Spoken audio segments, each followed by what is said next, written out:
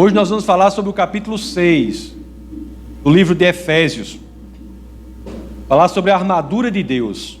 Se vocês quiserem abrir as escrituras logo no livro, na carta aos Efésios, escrita por São Paulo, capítulo 6, nós iremos estudar do verso 10 ao 20. Será o texto base do nosso bate-papo de hoje.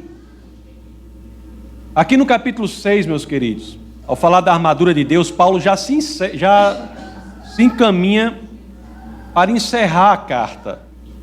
Ele lida com a gente como, de fato, nós somos, como soldados. Então ele vai falar da armadura de Deus, falando dos soldados. E uma das coisas interessantes que nós temos é o seguinte: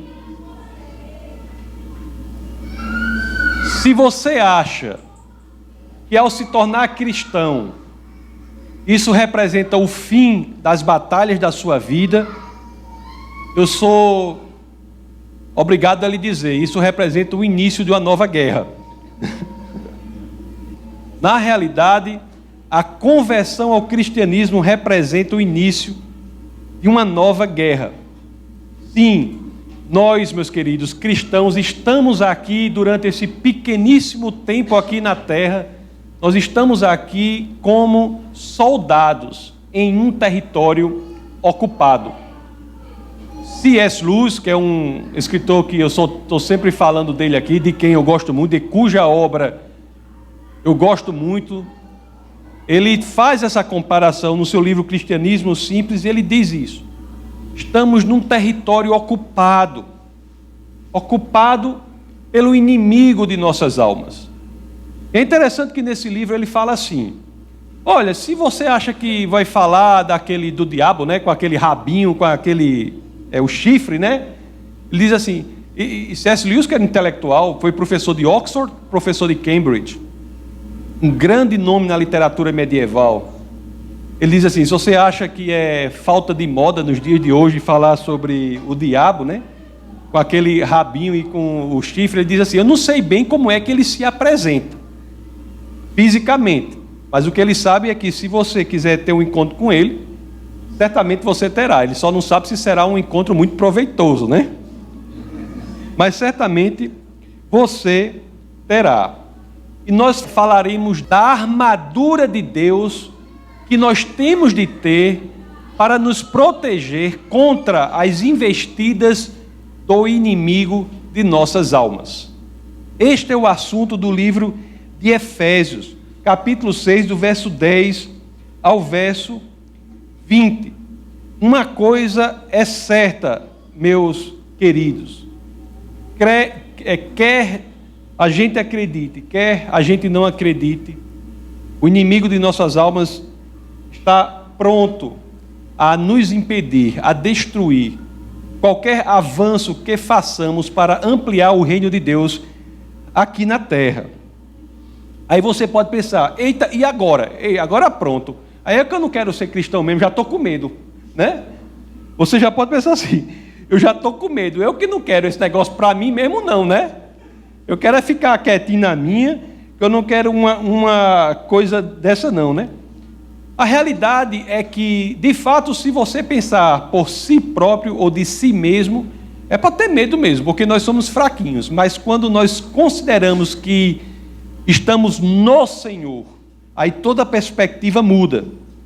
Em Deus, ou estando nele, nós podemos todas as coisas. Então isso é o que nos dá força, nos dá coragem para, mesmo sabendo que estamos em um território ocupado, para que nós não sejamos como galinhas com as pernas tremendo de medo, para que sejamos corajosos, porque nossa força está no Senhor.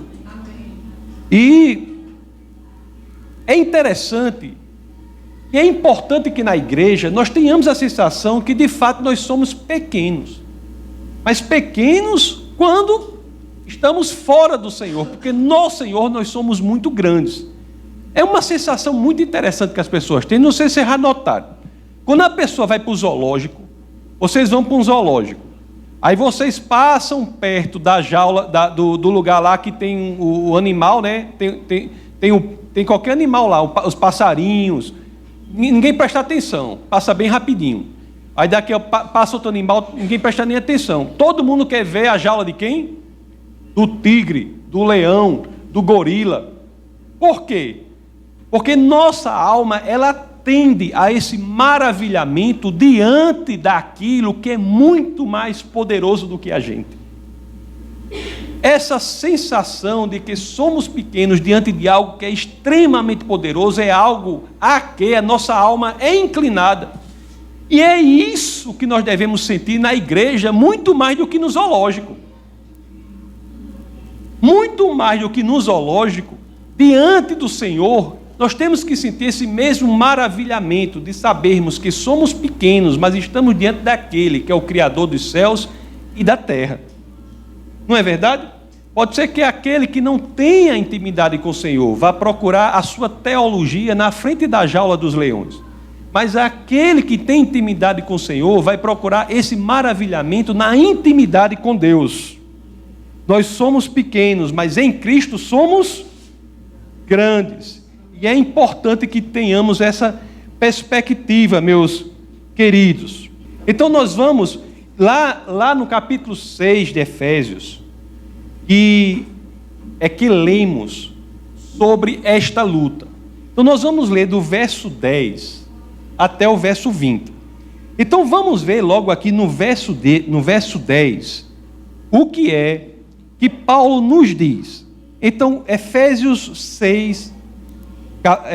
capítulo 6, verso 10. Assim dizem as Escrituras: finalmente, fortaleçam-se no Senhor e no seu forte poder. Vistam toda a armadura de Deus. Do 10 ao 11. Vamos ler 10 ao 11.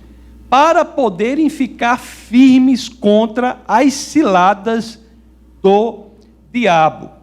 As Escrituras dizem: devemos nos fortalecer no Senhor e também vestir a armadura de Deus. Ou seja, devemos estar totalmente protegidos. Para quê? Para ficarmos firmes e, portanto, podemos estar protegidos das ciladas, das estratégias, dos dardos que são lançados pelo diabo. Meus queridos, o conhecimento das estratégias do inimigo é algo central para que sejamos bem-sucedidos na nossa caminhada cristã. Se nós conhecermos as estratégias do inimigo, daquele que é inimigo das nossas almas, nós estaremos prontos para resistir às investidas dele. Você veja aqui que na segunda carta aos Coríntios, capítulo 2, verso 11, o mesmo autor que é Paulo diz assim, ele falando das estratégias do inimigo, ele diz assim, por que nós devemos conhecer? Ele diz: a fim de que Satanás não tivesse vantagem sobre nós, pois não ignoramos as suas intenções. As Escrituras nos dizem, portanto, meus queridos, que nós temos que saber as estratégias daquele que quer nos destruir. Há vários tipos de ciladas, há vários tipos de dardos inflamados, de setas flamejantes, que nos são lançadas, que podem nos destruir. Frustrações, desencorajamentos, tristezas, depressões, são coisas que de fato podem nos destruir. E nós temos que ter ciência desses dardos, dessas setas inflamadas, para que estejamos preparados e protegidos contra o poder destruidor destas artimanhas, dessas estratégias. Meus amados, as Escrituras esclarecem de maneira clara que há 4 áreas centrais em que podemos ser efetivamente destruídos. O ataque do inimigo das nossas almas, ele visa principalmente 4 áreas da nossa existência que podem nos destruir. A primeira é a nossa mente. A segunda área que ele ataca é o nosso lar. A terceira área é o trabalho, a nossa atividade profissional. E a quarta área que o inimigo ataca é a igreja. Nós temos que estar prontos para entender a estratégia do Satanás nessas áreas, para que estejamos fortes e, portanto, protegidos para que nós possamos passar a existência aqui na terra usufruindo daquilo que Deus quer que usufruamos, que é o quê? Se o Satanás ataca nossa mente, se somos capazes de estar armados, protegidos contra as garras e as setas do inimigo de nossas almas, nós teremos uma mente pura. Se estivermos protegidos, nós construiremos uma família sólida. Se estivermos protegidos, nós poderemos construir uma carreira profissional moralmente honrada.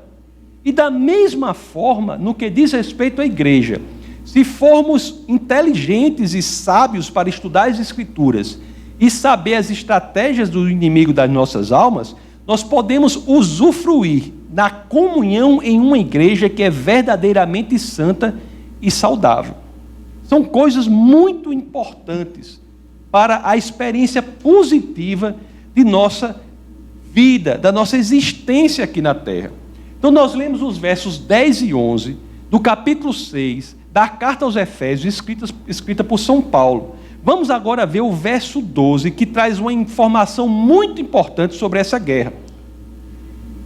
Muito importante sobre quem é o inimigo. Ele esclarece claramente quem é o inimigo contra quem nós estamos lutando na existência aqui na terra.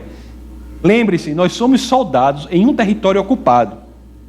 O que é que o verso 12 diz? Porque a nossa luta não é contra sangue e carne, e sim contra principados e potestades, contra os dominadores deste mundo tenebroso, contra as forças espirituais do mal nas regiões celestiais. Qual é a primeira informação importantíssima que nós já tiramos aqui do verso 12 do capítulo 6 de Efésios? A primeira informação central que nós tiramos aqui é que a nossa guerra não é contra pessoas. Nós não estamos aqui em uma guerra contra pessoas. Nossa guerra não é contra o sangue e a carne. O que Paulo está deixando claro aqui, para que saibamos, e olha que isso é uma informação importantíssima, negligenciada por muita gente, inclusive pessoas que têm vida cristã, que não prestam atenção para isso. A nossa guerra não é contra João, Maria, Severino, não é contra pessoas, nem grupos de pessoas. O que Paulo deixa claro aqui é que o nosso inimigo é invisível.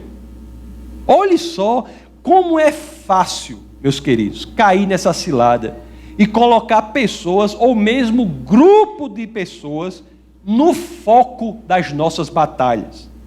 Como é fácil criar ódio, raiva, rancor, ira contra pessoas ou grupo de pessoas. O que Paulo nos ensina aqui, e é esse ensinamento que nós cristãos devemos seguir, é que nosso inimigo não são pessoas, não é um grupo de pessoas. Aliás, o que ele nos ensina, o ensinamento dele vai além. Ele ensina que essas pessoas, alguns já estão pensando naquele, aquele caba, já estou com raiva dele. Está pensando aí.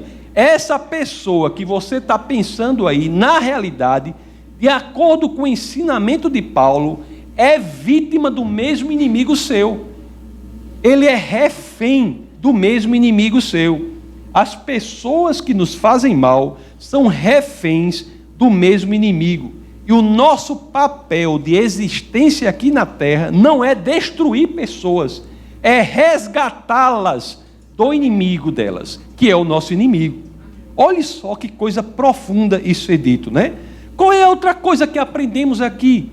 Se a nossa guerra não é contra pessoas, meus queridos, não há espaço no cristianismo para uma espécie de guerra santa. Não existe uma jihad cristã.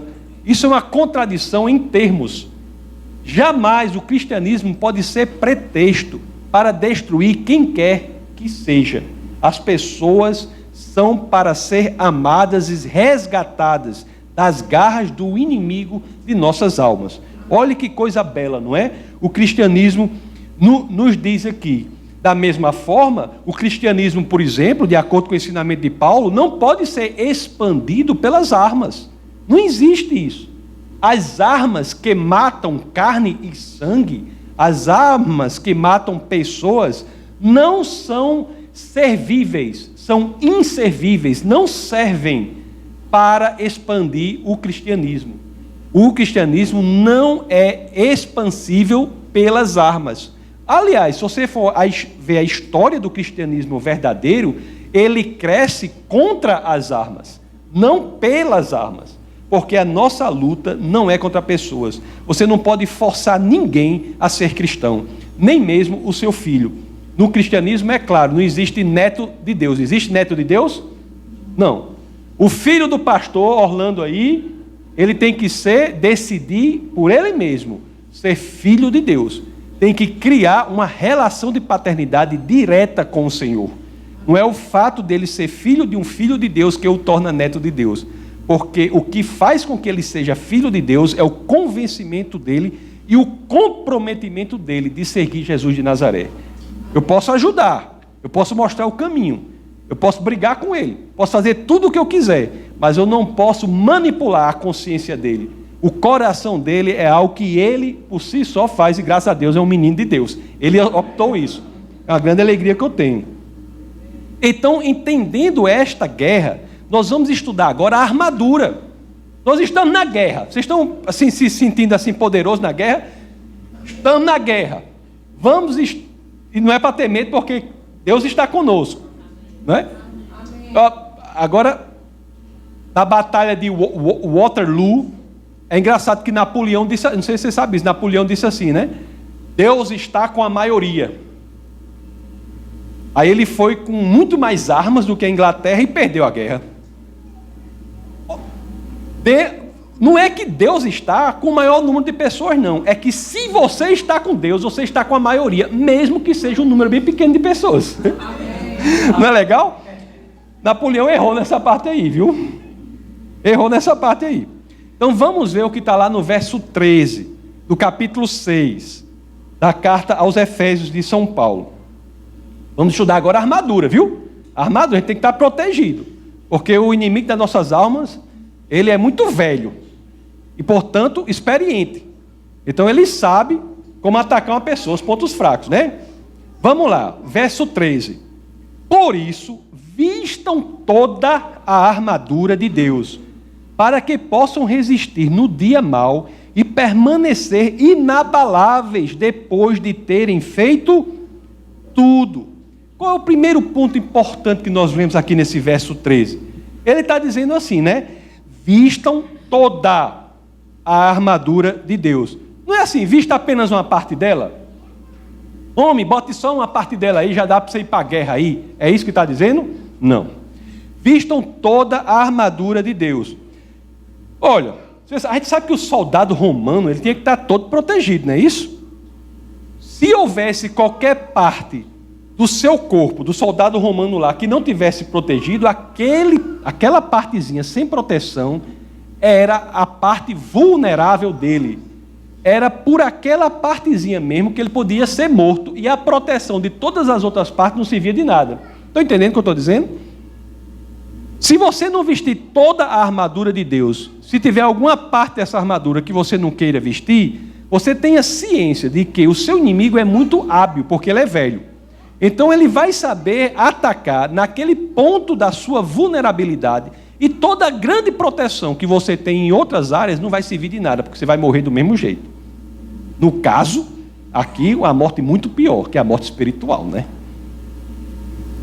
Então é muito importante que nós saibamos logo isso aqui. Olha só Paulo, eu sou assim, a história de Paulo é um negócio fantástico. É um negócio fantástico, não é? O homem realmente era um filósofo treinado, e as palavras dele contavam, né? Até porque eram inspiradas pelo Senhor. Aí ele diz aqui, ó, vistam toda a armadura de Deus. Está claro isso aí? Está claro? Agora vamos ver, sabemos que é para vestir toda a armadura. Agora vamos aprender como é essa armadura em detalhes. Como é essa armadura em detalhes? Olhe só que texto lindo esse texto, não é?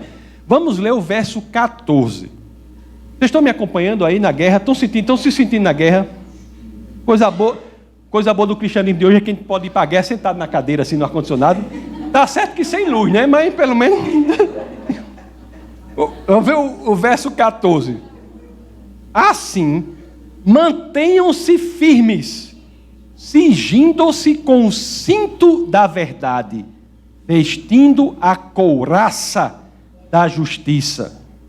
Meus queridos, isso aí é muito forte. Ou como diz a nossa amiga evangelista lá de Maceió, como ela faz? Ela faz é forte, não é? Muito forte, muito forte. Ela fala assim. Vamos. Mantenham-se firmes, cingindo-se com o cinto da verdade, vestindo a couraça da justiça. Cinto da verdade. Meus queridos, nós temos de ser verdadeiros. É isso, eu tenho pregado muito sobre isso aqui, não é? Pregações com o tema de santidade. Nós temos que ser verdadeiros em relação ao Evangelho. A hipocrisia não tem lugar no reino de Deus. Se tem um tipo de gente que o Evangelho bota para torar, desculpando a agressividade das palavras, é o hipócrita. Aliás, o Evangelho diz que os mornos serão vomitados. Os mornos serão vomitados. E não é o fato de você estar na igreja que faz de você um cristão. Como já diria Chesterton, assim como não é o fato de você estar numa garagem que faz de você um carro. Assim como o fato de você estar na garagem não faz de você um carro, o fato de você estar na igreja não faz de você um cristão. O que faz você um cristão é o seu comprometimento genuíno com o Evangelho. É o seu comportamento refletir o que você diz crer. A sua crença tem que ser exteriorizável em seu comportamento, na maneira que você se comporta no mundo. Esse tipo de verdade, que é uma verdade belíssima, é uma das coisas mais bonitas no Evangelho, é, por exemplo, o que Davi cantava lá no verso 9 do capítulo 51 de Salmos. Olha o que Davi falava, sei que desejas a verdade no íntimo, e no coração me ensinas a sabedoria. Nós temos, meus amados, se somos verdadeiramente cristãos, nós temos de ter a verdade no nosso íntimo. O nosso coração tem de ser voltado para o Senhor. Agora, eu sei que nem sempre é fácil, viu? Eu falo assim, quando eu falo as coisas assim, eu não estou querendo dizer que é fácil. Eu sei que é difícil, muitas vezes é difícil. Mas nós temos que buscar isso. Como é que nós fazemos isso? Simples. A cada dia, nas suas orações, examine-se a si mesmo. Examine-se a si mesmo. Veja de maneira desnuda se você encontra alguma hipocrisia na sua vida. Você sabe uma oração muito boa? Você quer ver uma oração que é alto nível internacional? Essa oração, vocês têm que fazer, porque essa oração, ore ao Senhor, para que Ele lhe mostre o seu coração. Senhor, me mostre o meu coração, porque pode ser que tenha alguma coisa lá no íntimo, nos labirintos mais obscuros do meu ser, que eu no fundo, até sei que existe, mas eu faço tudo o que eu posso para me enganar. Então, Senhor, me mostre o meu coração, me coloque nu em frente de mim mesmo, deixe que eu veja quem realmente eu sou. Essa oração poderosíssima, que vai abrir espaço para que nós trabalhemos onde nós temos de trabalhar, para que sejamos cada vez mais parecidos com Jesus de Nazaré, que é o caminho que todo cristão deve seguir na terra, que é o caminho da santificação.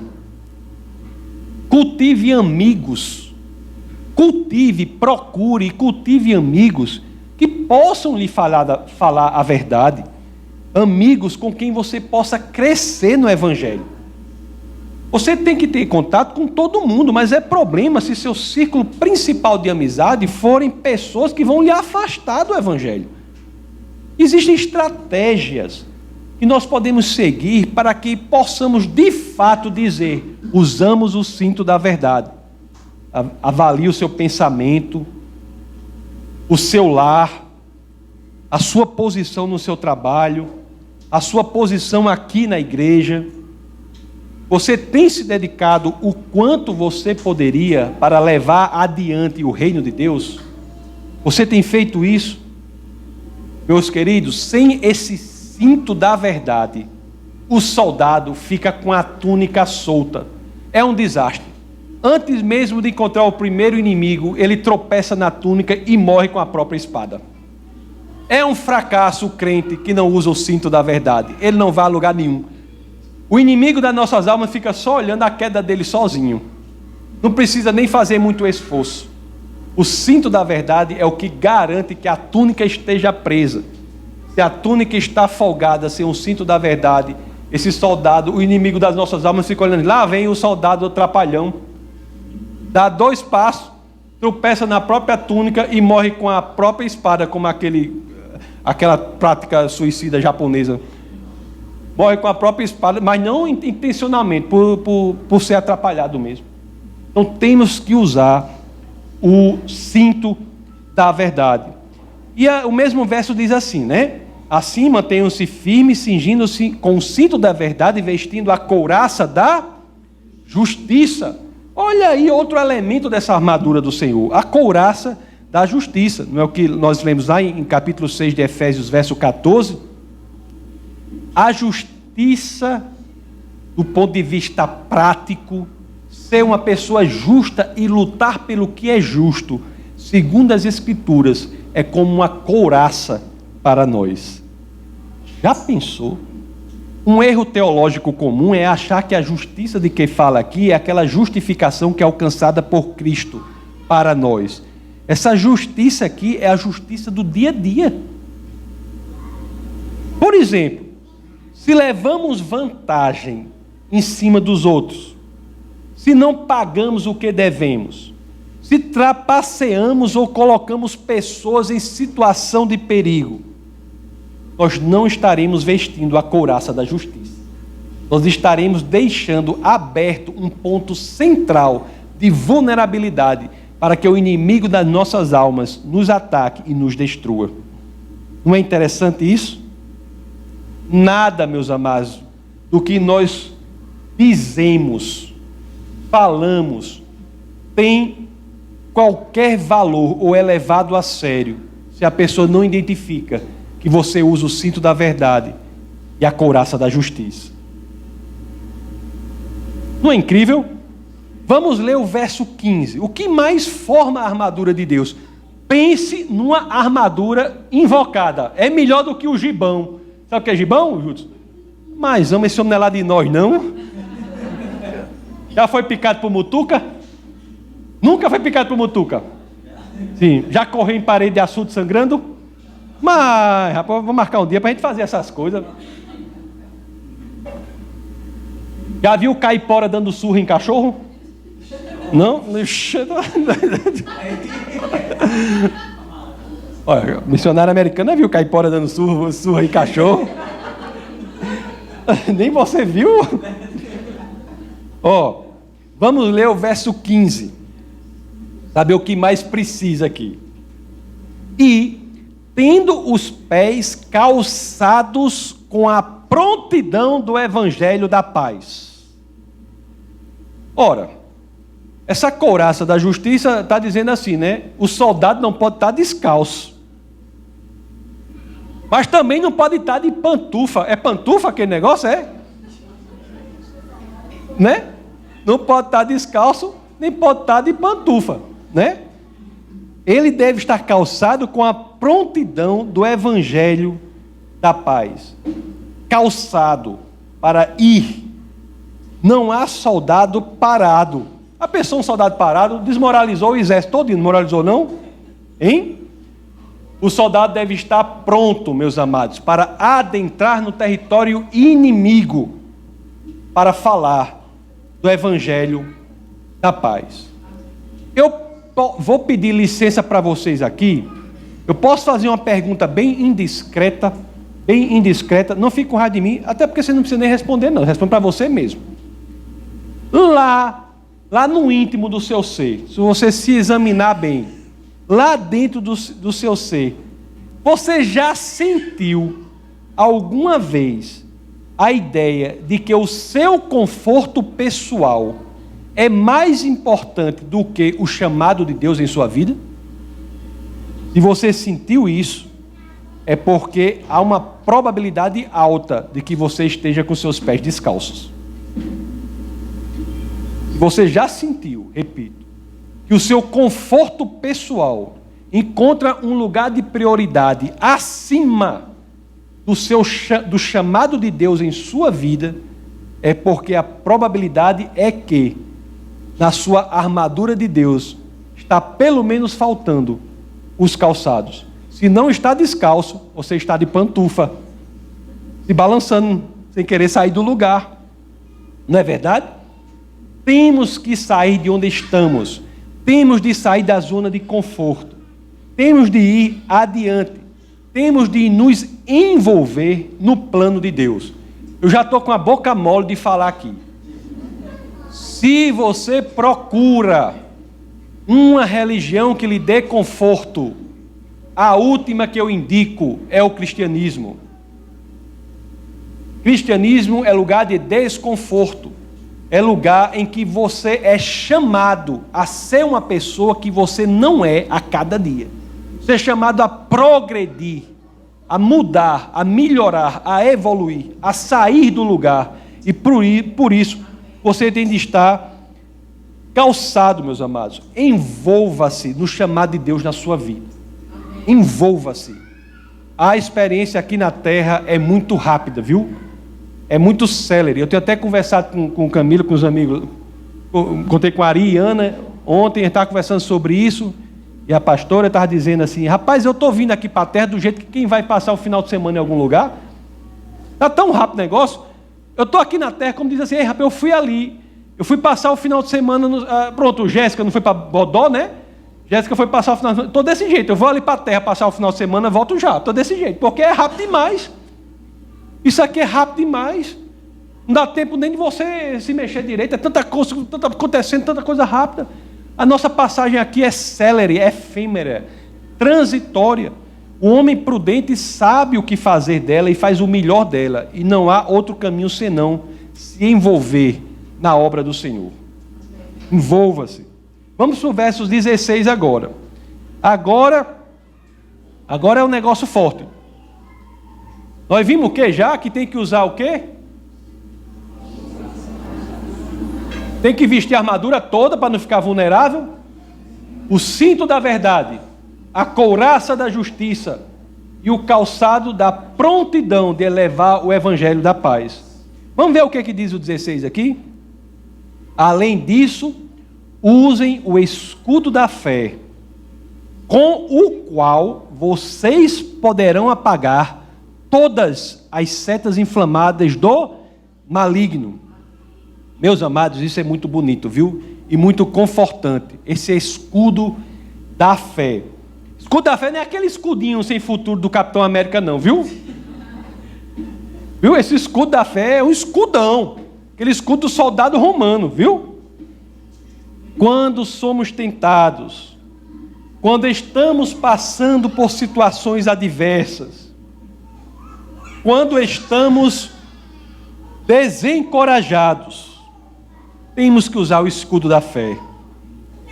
Quando as setas inflamadas, meus amados, da tentação, da doença, da adversidade, do desencorajamento forem lançadas contra nós, que elas possam morrer no escudo da fé. Que elas possam morrer na nossa convicção que diz: eu creio em Deus.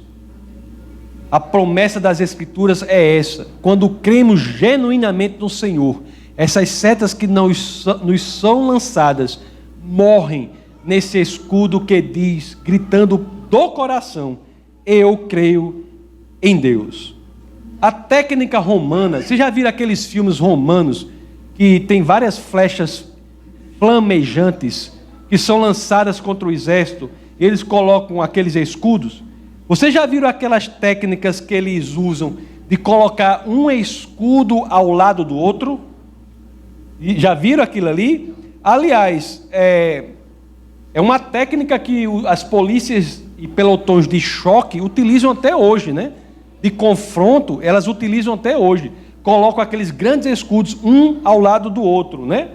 Isso é uma técnica conhecida no universo militar chamada phalanx. Existem, inclusive, grandes phalanx, dá até nome a alguns grandes equipamentos antimíssil.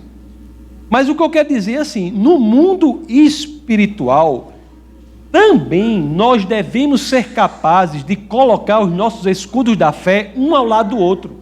Um ao lado do outro. O meu escudo da fé tem que estar ao lado do escudo da fé da pastora, do lado do escudo da fé de Jutsu, do lado do escudo da fé de Orlando, de Juan, etc, etc, etc. Nós temos que fazer isso. Olha, existe um princípio no cristianismo sobre o qual pouco se discorre. Mas é o seguinte, você sabia que a fé do meu irmão pode trazer bênção sobre a minha vida? Pouca gente fala sobre isso. A fé do meu irmão pode trazer bênção sobre a minha vida. Nunca subestime a fé daqueles seus irmãos que torcem, oram por você. Quer ver uma passagem que fala sobre isso? Aquela passagem do paralítico. Você sabe aquela história do paralítico? Que o paralítico queria ir lá ver Jesus, ele não dava, estava uma multidão muito grande, aí os amigos dele levantam o paralítico, vão pelo teto e baixam o paralítico lá no lugar que Jesus estava. Ô amigo, alto nível, é alto nível, hein? Hein? Não é não? Ô amigo, é alto nível.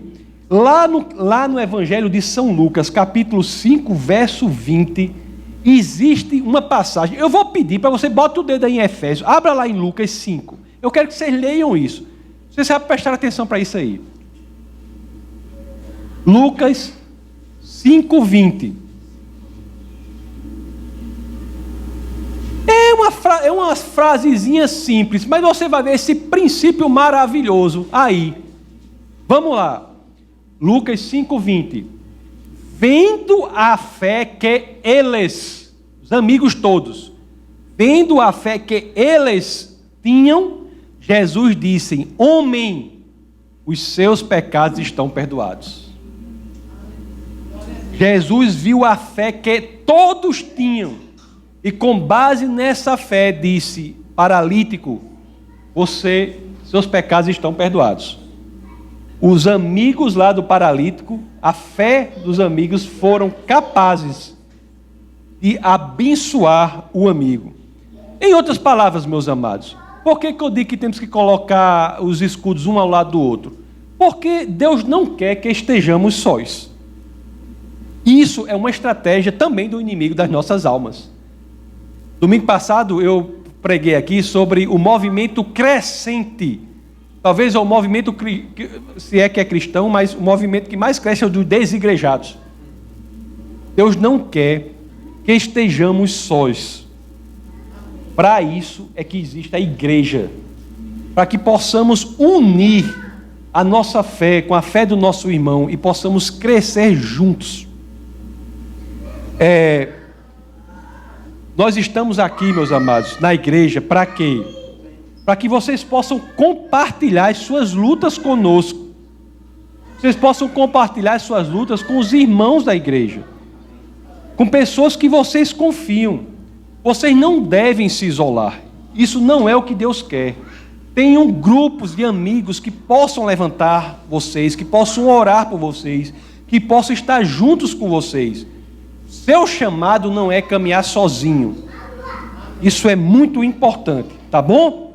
Vamos ver o verso 17. Então nós vimos agora o 16, que é o escudo da fé. Vamos ver o 17. Usem o capacete da salvação e a espada do Espírito, que é a palavra de Deus. Meu amigo, use o capacete da salvação.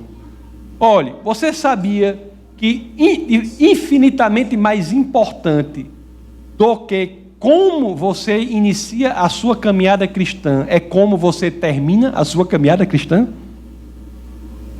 Muito mais importante, aliás, é de só menos importância a forma como você inicia, se você terminar bem. Às vezes, meus amados, no meio dessa caminhada, nós nos desencorajamos. Isso acontece, viu? Isso acontece comigo, Isso acontece com todo mundo. Nós nos desencorajamos.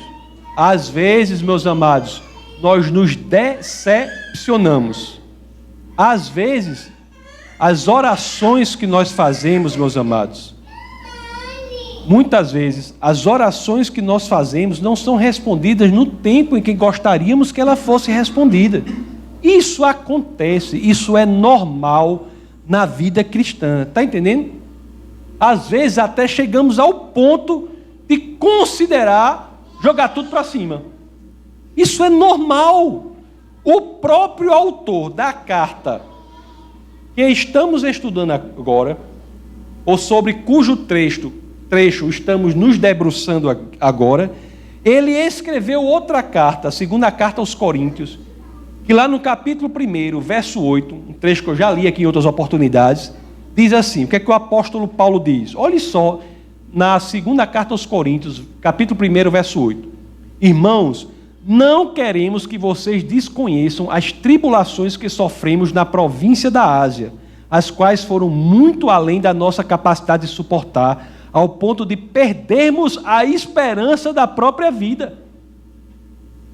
Ora, parte do meu trabalho aqui é ser sincero com vocês, não é? A parte importante. Isso acontece. Um evangelho que diz que não teremos problemas, batalhas, dificuldades, intempéries, vicissitudes, não é o evangelho de nosso Senhor e Salvador Jesus Cristo. E uma capa ou outra da Bíblia não diz isso, não é? Mas o que ele diz é o seguinte, que devemos ter o capacete da salvação. O capacete que nos vai trazer à memória sempre a esperança da salvação. A nossa mente, no meio do problema, da dificuldade, no meio da confusão, não pode se apartar da ideia de que seremos salvos e que no final a vitória é garantida. Na primeira carta aos Tessalonicenses, capítulo 5, versos 8 e 9, o que é dito ali? Olhe só, a mesma pessoa que diz ali, nós, porém, que somos do dia, sejamos sóbrios, vestindo a couraça da fé e do amor e o capacete da esperança da salvação. Porque Deus não nos destinou para a ira, mas para recebermos a salvação por meio de nosso Senhor Jesus Cristo. O que é isso, meus queridos? O que é isso? O que quer dizer isso? Repito, não podemos em nenhuma dificuldade da nossa vida. Você pode estar passando por um problema muito grande aí. Nunca perca a ideia da esperança da salvação. A ideia de que, se você é discípulo genuíno de Jesus Cristo, a vitória é certa. Olhe só o que nós devemos aprender. Devemos saber olhar por meio do problema, por meio da confusão, por meio da dificuldade e saber ver adiante, ver o finalmente. E isso fará com que estejamos imunes às flechas do desencorajamento, às flechas da tristeza, às setas da depressão. Se conseguirmos ver depois, nós estaremos imunes aos problemas do presente. Jesus de Nazaré, ao olhar para a cruz, ele não viu o instrumento de tortura e morte. Ele viu o ganho que seria decorrente do ministério dele aqui na terra, que era possibilitar a nossa relação com o nosso Senhor, com Deus. Ele viu por meio do problema. Uma vez, até nas coisas simples, isso é importante. Uma vez eu estava com os meninos, com Orlando, Tásia e minha esposa Camila, pastora Camila, aniversariante de hoje. Estavam viajando. A gente estava, eu nem me lembro de onde foi que a gente saiu, mas foi num lugar que a gente estava, nos Estados, no norte dos Estados Unidos. Estava tendo um negócio de petróleo lá. Tudo que era de hotel estava ocupado. Meu amigo, o carro estava com uns problemas lá, e eu tinha que parar em algum hotel, e já era bem umas 2 horas da manhã. Você se lembra disso? E a gente andando. Eu não achei, eu parei no hotel, não tinha vaga, parei no outro hotel, não tinha vaga, no outro não tinha vaga em canto nenhum. Até que eu cheguei num hotel horrível. Ou hotel sem futuro. De beira da estrada, uma coisa sem futuro. Aí eu digo, meu homem, cheguei, tem vaga? O caba, tem. Tem vaga? O caba, tem. E agora? Tem. Aí eu olhei assim, eu vi a situação lá, complicadíssima. Aí eu disse, não vou ficar aqui não. Aí ela me disse uma coisa. Ela olhou para mim e disse, é apenas uma noite. É apenas uma noite. Se nós focarmos no problema, eu estava focando no problema, eu não ficaria. Ela viu por meio do problema, viu a solução depois dali e disse, é apenas uma noite. Se você está passando por um problema, está passando por uma dificuldade, por uma solução difícil, traga à sua mente que é apenas uma noite, é transitório, é momentâneo, mas na frente tudo estará resolvido se você é genuinamente discípulo de Jesus de Nazaré. Amém. Olha, temos que aprender a ver por meio da batalha e enxergar onde ninguém está vendo, enxergar o brilho da vitória. Amém. Segunda carta aos Coríntios, capítulo 4, verso 17. As escrituras dizem uma coisa belíssima. Segundo aos Coríntios 4:17, Paulo diz assim: pois os nossos sofrimentos leves e momentâneos estão produzindo para nós uma glória eterna que pesa mais do que todos eles. Assim, olhe só que negócio emocionante aqui. Assim, fixamos os olhos não naquilo que se vê, mas no que não se vê. Pois o que se vê é transitório, mas o que não se vê é eterno. Mentalidade de eternidade, perspectiva da eternidade, como a pastora diz, consciência da eternidade, visão de mundo da eternidade. Isso é central para que vivamos aqui na terra. Sem isso, a nossa existência aqui é absolutamente sem sentido. Não é verdade? É absolutamente sem sentido. É como o Arthur Schopenhauer, um filósofo existencialista, dizia, né? Ele dizia assim, a vida para mim se resume a 5 dias de sofrimento e 2 de tédio. Segunda, terça, quarta, quinta e sexta, sofrimento. Sábado, domingo, tédio. Segunda, terça, 5 dias. A sucessividade infinita de 5 dias de sofrimento e 2 de tédio. De fato, se Deus não estiver na sua equação, a vida se resume a isso mesmo. Se não pudermos ver nas entrelinhas, entender o sentido de que tudo que está aqui, não faz sentido a vida, é uma brincadeira sem graça. Não é verdade? Então é isso, meus amados, cinto da verdade, não é? Couraça da justiça, escudo da fé, calçados com a prontidão do evangelho da paz, capacete da esperança da salvação. Isso tudo para quê? Para que sejamos capazes de usar a espada do Espírito, conforme diz lá no verso 17 que estamos lendo. A espada do Espírito, que é a palavra de Deus. É que diz o verso lá que lemos, usem o capacete da salvação e a espada do Espírito, que é a palavra de Deus. Olha, com a espada do Espírito, que é a palavra de Deus, estando protegidos pela armadura de Deus, nós somos capazes de atacar as dificuldades de forma específica. É aí que estamos protegidos contra as ciladas do inimigo de nossas almas e seremos eficazes no uso da Bíblia para vivermos uma vida de tranquilidade em meio às dificuldades. É aí que seremos capazes de ter paz no meio da dificuldade, usando adequadamente a espada de Deus. A palavra de Deus nos orienta em todas as áreas. Essa é a espada do Espírito. Os versos 18 a 20 do capítulo 6 da carta aos Efésios vão falar não mais da armadura em si, mas vão falar da atmosfera em que devemos viver para vestir essa armadura e enfrentar o inimigo. Os versos 18 a 20 falam do ambiente, da atmosfera em que nós devemos viver para enfrentar o inimigo. Esses versos falam da oração. Olha o que dizem esses versos. Os versos 18 a 20, e aqui já me encaminho para o encerramento, como Paulo já se encaminhava no verso 6, né? Caminhando aqui para o encerramento do que Paulo diz assim, ó, com os versos 18 a 20 do 6. Orem no Espírito em todas as ocasiões, com toda oração e súplica. Tendo isso em mente, estejam atentos e perseverem na oração por todos os santos.